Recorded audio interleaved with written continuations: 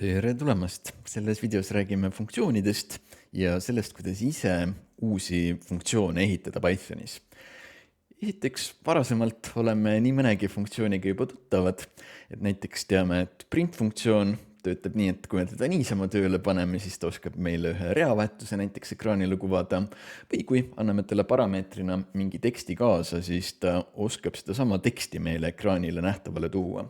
Või siis input funktsioon, mis oskab meile kuvada ekraanile küsimuse ja siis lasta kasutajal sellele vastuseks tekst sisestada.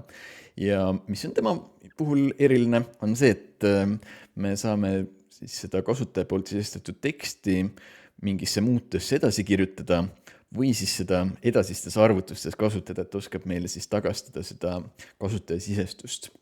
Ja kui me soovime nüüd ise kirjutada funktsiooni, mis käitub sarnaste mustrite järgi, siis esiteks mõtleme 3 olulise mõiste peale. Et esiteks funktsiooni definitsioon, mis tähendab seda, et me paneksime kirja nimekirja tegevustest, mida me tahaksime, et meie programm teeb, kui me oma kirjutatud funktsiooni tööle paneme, mille siis arvuti jätaks meelde kuskil oma mälusse. Ja kui me nüüd seda tegevuste nimekirja tahame tööle panna ja reaalselt sooritada, siis seda me nimetame funktsiooni väljakutseks, mis tähendab siis seda, et pannakse siis tööle see funktsioon samamoodi, nagu me võime mäletada print või input funktsiooni puhul, kui me neid tööle paneme, et just seda see väljakutse siis tähendab. Ja mis on tema võlu, on ka see siis, et meil on võimalik väljakutseid kirjutada mitu korda samale funktsioonile, et paneme siis ühe korra kirja ja siis mitu korda saame mitmest kohast teda kasulikult kasutada. Siis mõne funktsiooni puhul on oluline ka tagastuse mõiste, mis tähendab, et kui me funktsiooni sees midagi arvutame, siis me saame selle väärtuse edasi anda hilisemaks kasutamiseks funktsioonist välja. Ja selle näide olekski just input funktsioon näiteks, kus me saime siis tema käest kätte selle kasutaja sisestatud teksti, et just seda meil tagastus tähendab. Nüüd proovime neid mõisteid natukene täpsemalt avada enne päris praktiliste katsete juurde minemist. Et kuidas me võime funktsiooni defineerimist esiteks ette kujutada, võib olla üsna analoogiline mõne pannkoogi retsepti kirja panemisega näiteks. Et see tähendab, et me paneksime kirja siis nimekirja tegevustest, mida see pannkoogi küpsetamine endast siis hõlmaks. Ja just selle ideega siis, et me mitte ei torma kohe seda pannkoogi küpsetamist tegema, vaid me pigem just paneme valmis selle plaani, et mida teha juhul, kui me läheme mingil hetkel pannkooki küpsetama, et siis iga kord, vajadusel korduvalt, kui meil on tarvis pannkooki küpsetada, siis on meil selgesti see protseduur juba kirjas, mida see endast hõlmab. Ja see protseduur isegi üleni kivisse raiutud nüüd ei pea olema, mida ta täpselt sisaldab, et on võimalik teha ka siis nii, et me teeme mõned parameetrid siin siis määratavaks, et näiteks ei pea olema kivisse raiutud alati 100 grammi jahu selles kogu retseptis, vaid võime selle kuidagi panna siis koka poolt jooksvalt määratavaks muidugi ka. Ja nüüd, kui me selle funktsiooni definitsiooni sisu tahame reaalselt nüüd sooritada, siis seda me nimetasime funktsiooni väljakutseks, et see tähendaks meie koogiretsepti mõistes siis seda, et me asumegi teostama seda päris koogi küpsetamise protsessi, ehk siis käivitame selle funktsiooni. Et siis läheb meil tööle see nimekiri tegevustest, mis me oleme enne kirja juba pannud.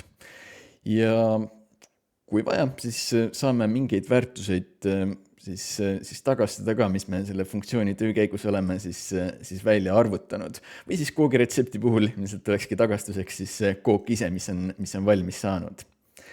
Ja jällegi siin sama idee, et me võime neid funktsiooni väljakutseid teha mitu tükki, et siis selle jaoks, et kooki küpsetada, me võime sama retsepti mitu korda rakendaks, et siis paneme ühe korra selle maitsva vanema pannkoogi retsepti kirja endale ja siis hiljem saame mitu korda seda sama protseduuri läbida, et head pannkoogid iga kord saada. Nüüd proovime neid samu ideid nüüd siis päriselt Pythoni programmi ehitamise jaoks rakendada. Vaatame siis üle, et mismoodi ühe funktsiooni defineerimise ülesehitus siis välja näeb. Et esimene ehitusblokk on funktsiooni päis, mis paneb paika selle, et missuguse nimega meil esiteks see funktsioon peaks olema.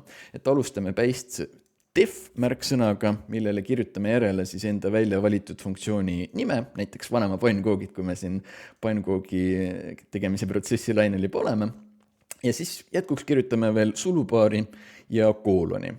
Ning selle sulupaari vahele tarvitusel võime veel lisada argumente ehk parameetrid, et näiteks võime täiendada seda vanema pannkookide retsepti sellega, et saame näiteks lasta reguleerida seda, et missugune moos sinna pannkoogi retseptile kaasa läheb või tarvitusel isegi mitut väärtust sinna lisada, et näiteks siis teha reguleeritavaks, et mitu portsu pannkooki parasjagu on küpsetada tarvis, et siis hiljem selle väärtuse järgi see funktsioon oskaks reguleerida enda sisemist käitumist.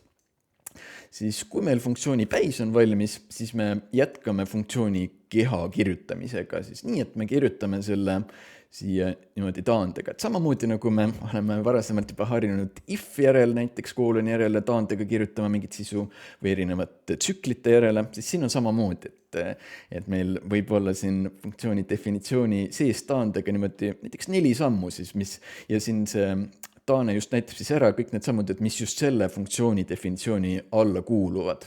Et need 4 tükki siis on just selle vanema pannkookide tegemise protsessi osa praegu. Ja siin kõige alumise rea pealt näeme praegu return märksõna ja siin ongi just tegemist siis selle tagastusega, millest enne juttu oli. Et sellega me saamegi siis reguleerida, et mida täpselt me tahaksime selle funktsiooni töö tulemusena siit välja anda. Et praegusel juhul näeme, et näiteks pannakse kokku siin see maitsev pannkooksõne ja veel see moosisõne sinna otsa, eks. Et siis see töötakski siin samamoodi nagu input funktsiooni sees antakse välja see kasutaja sisestatud tekst, et siin meie saame siis oma poolt määratud reeglite järgi kokku pandud teksti siis reguleerida siit välja andma oma funktsiooni. Nüüd, kui me oleme selle funktsiooni ära defineerinud, siis üks mõiste, millele veel mõelda oleks skoop, et kui me oleme selle funktsiooni kirja pannud nii, et me siin sees kasutame mingeid uusi muutujaid, nagu näiteks see jahu vaja või piima vaja muuta, mida me siin sees näeme, või siis argument, see mitu portsu, mis on funktsioonile kaasa pantud, siis nad käituvad natukene erinevalt sellega võrreldes, mida me oleme harjunud nägema enda programmide põhiosas varasemalt. Et nad kuuluvad siis sellisesse kategooriasse nagu lokaalsed muutujad, mis tähendab siis seda, et me nendele muutujatele saame ligi ainult selle sama funktsiooni piires, et siis saame neid kasutada ainult selle vanema pannkoogid funktsiooni sees, mujal paraku mitte. Et siis võime teisisõnu öelda, et need muutujad kuuluvad siia vanema pannkoogid funktsiooni skoopi. Nüüd, olles need teoreetilisemad mõtted siit üle vaadanud, võib-olla asumegi siis mõne Pythoni programmi juurde, mida siin Thonis üle vaadata. Et esiteks näeme siin seda vanema pannkoogid funktsiooni, mis juba seal slaididel nägime, mis sisaldab meil 3 koogi küpsetamise sammu. Ja kui me seda siin käivitame, siis võime tõdeda, et meil midagi väga põnevat siia väljundisse kohe ei ilmugi, et täitsa tühjus vaatab siit vastu. Aga võime muutujate vaates paremalt poolt näha, et tõepoolest on endale meelde jätnud, et selline asi nagu vanema pannkoogid on nüüd olemas, et ta on siin justkui muutujana siin meeles, mille väärtus on siis function näeme siin, eks, et siis Python tõesti on meelde jätnud, et siuke asi on olemas, nii et kui me nüüd teeme väljakutsed või käivitused sellele funktsioonile, siis ta oskab need välja otsida ja käivitada, et võimegi sellele mõelda siin korraks silumes režiimis, et kui meil programmi jupp jõuab nüüd selle funktsiooni väljakutse koha peale siin, siis ta nüüd ongi meelde jätnud, et siuke asi on olemas ja oskab seda siis käivitada. Ja mis me võime näha siin silumes režiimis on see, et meil avaneb see vaade täitsa uues aknas. Et näeme siis seda, et meil programm jääb justkui ootele siin selles programmi põhiosas, on ta siin kollaselt märgitud, ja siit edasi ta ei liigu enne, kui kogu selle funktsiooni sisemine töö on läbi tehtud. Et siis näemegi siin uues aknas, kuidas hakatakse seda ette kirja pandud tegevuste nimekirja nüüd läbi käima, et kõigepealt siis nende komponentide lisamist siin näeme, eks ju, kõige kausis segamist, kõik see tehakse siin ära. Ja kui meil nüüd viimane tegevus on siit tehtud, et siis tullakse tagasi sellesse kohta, kus me funktsiooni tööle panime. Ja näeme siis seda siin kenasti ka, et me võime tõepoolest siis mitu korda järjest seda pannkookide küpsetamise protsessi käivitada ka, et siis mitu korda seda sama koogiretsepti siin siis kasutada. Nüüd vaatame siia juurde siis seda ka, kuidas meil oli siin return märksõna ja mingi lisaparameeter, eks sarnaselt nagu meil jällegi slaidid veel juba olemas oli. Vaatame silumisrežiimis, et kuidas see koodijupp meil siis sisemiselt töötab. Et näeme, et siin meil on siis lemmikmoos kaasa antud erinevat moodi erinevatele inimestele, et siin Anni on oma mustikamoosiga, Priit on oma vaarikamoosiga. Et vaatame siis, kuidas nüüd nende mõlema puhul käib arvutus natuke erinevalt vastavalt sellele parameetrile, mis see kaasa anti. Et kui lähme kõigepealt siin Anni pannkoogi rea juures vanema pannkooki küpsetama, siis näeme, et meil on kaasas siin nüüd see lokaalne muutuja lemmikmoos, eks nagu ennegi seal skoopi slaidil sai mõeldud, siis siin on tegemist lokaalse muutujaga ja see tähendab, et meil programmi põhiosas seda muutujat nüüd ei ole. Et siin ta on eks olemas local variables all, aga kui me vaatame muutujate vaadet siin oma programmi põhiosas, siis siin tal seda sugugi ei ole, et siit siis saame endale seda samuti näha, et me kuskil väljaspool seda lemmikmoos muutujat nüüd kasutada ei saa, see eksisteerib ainult funktsiooni sees. Ja võime sellega arvutusi teha, nagu näiteks siis siin kasutajale väljastada, et lisandeks on koogile nüüd mustikamoos ja siis kokku panna siia sõne, et maitsev pannkook ja mustikamoos, kui me siin Annile pannkooki küpsetamas praegu oleme. Ja nüüd, millele siit veel erilist tähelepanu pöörata on nüüd see, et mis juhtub, kui me siia return märksõna juurde oleme jõudnud. Et nagu see return märksõna nüüd oma ingliskeelses tähenduses tähendab, on see, et me liigume nüüd tagasi, et me naaseme sinna kohta, kus meil funktsioon tööle pandi, et siis me jätkame oma programmi käitumisega siis sealt samast koha pealt. Ja veel nüüd selle erisusega, et kui meil returni järel on siin mingi väärtus kirja pandud, nagu meil praegu näiteks on see sama sõne siin, maitsev pannkook ja mustikamoos, siis see sama väärtus nüüd liigutatakse meie funktsiooni väljakutse koha peale, et näiteks kui meil on siin see vanema pannkoogid väljakutse praegu kollasega märgitud, siis kui ma teen nüüd ühe sammu edasi, siis näemegi, et meie maitsev pannkook ja mustikamoos nüüd liiguvad siia tagasi niimoodi, et see Anni pannkook nüüd väärtustataksegi nüüd juba tema mustikamoosise pannkoogiga. Et siis temale vastavalt printitaksegi nüüd välja, et siis tema hommikusöök oli mustikamoosiga. Ja võime näha seda ka, et kui Priidu pannkoogi küpsetamiseks läheb, siis temal on juba teistsugune vaarikamoosi väärtus siin sees, et temal on see print juba natuke teistsugune ja pannakse erinev tagastusväärtus ka kokku, mis siia lõpuks siis naaseb, eks ju. Ja kui meil nüüd see tagastusväärtus ja muutusse läheb siit edasi, saame seda muutujat juba täitsa tavalise muutujana kasutada, et kui vaatab siin selle Anni pannkoogi ja Priidu pannkoogi muutujate peale, siis nad mõlemad on täitsa tavalised sõnemuutujad, et saame neid kasutada siis ükskõik mis arvustusteks, et näiteks praegusel juhul siis kokkuliitmiseks mingi teise sõnaga, et teda siin ekraanile kuvada. Nüüd vaatame järgmise näite peale veel natuke teise nurgalt matemaatilisemalt. Et mõtleme sellise funktsiooni peale, mida me võib-olla oleme oma matemaatikatunnis tahvli peal näinud. Et näiteks on niisugune lihtne funktsioon, mis peaks enda parameetri siis liitma juurde arvule 13.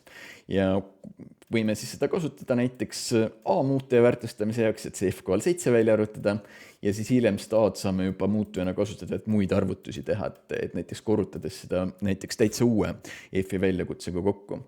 Ja nüüd seda saame samuti Pythonis saavutada funktsiooni definitsiooniga, et siis paneme vastavalt samanimelise funktsiooni kirja, võime isegi sama argumendi nimesi kirjutada ja võime siin sees siis arvutuse teha, kus me parameetrile lisame 13, et oleme siin siis saavutanud sama asja, mis siin sees arvutatakse ja returniga saame selle siis välja anda sinna kohta, kus funktsioon tööle pandi.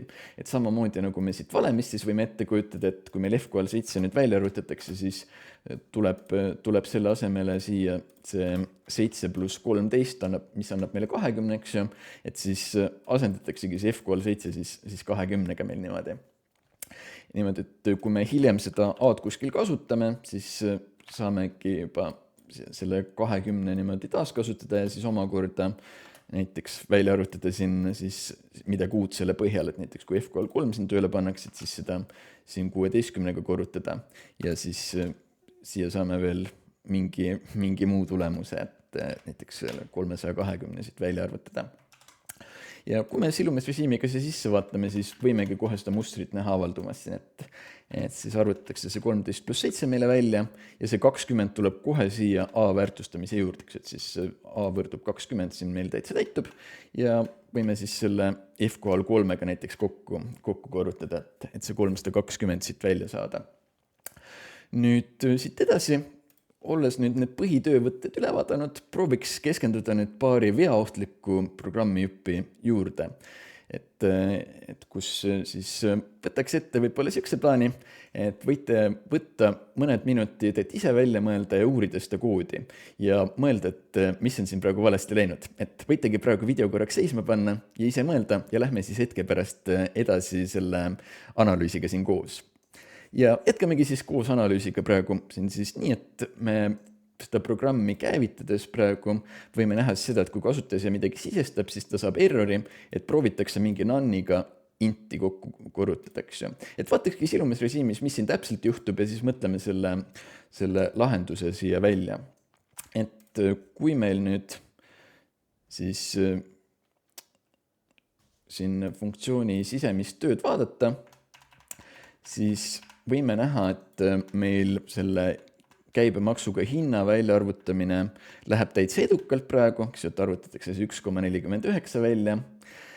Ja kui meil nüüd see print on siin funktsiooni sees, siis näeme, et kuvatakse see 1,49 meile täitsa ekraanile ka.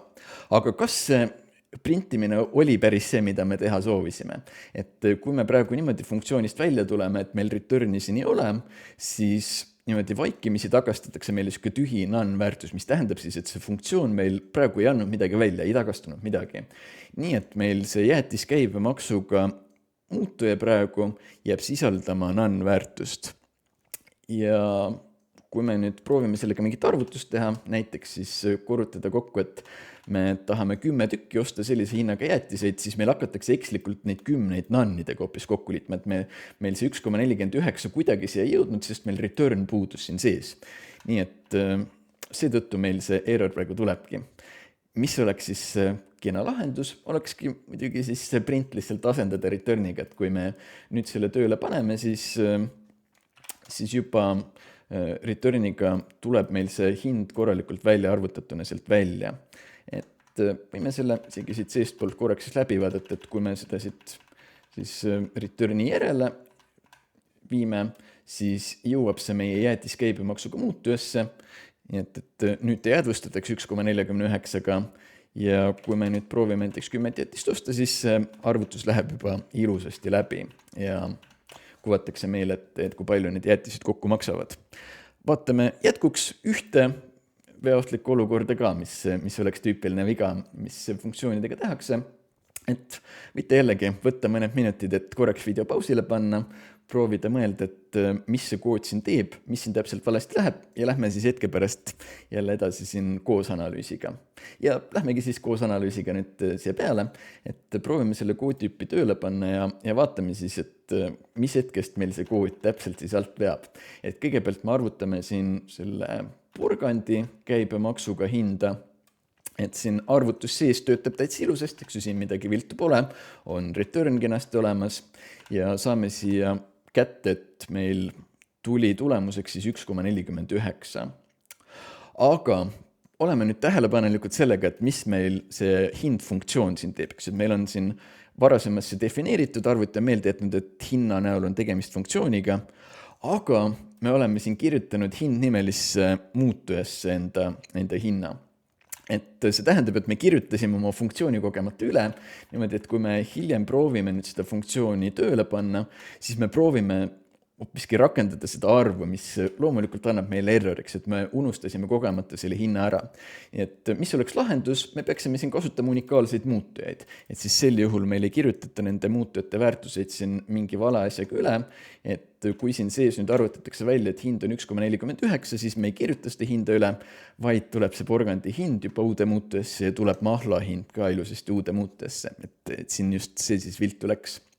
Aga sellega siis saimegi lühedalt teha kokkuvõtte selle funktsiooni ise defineerimise töövõtetega. Ja näeme siis juba järgmises videos.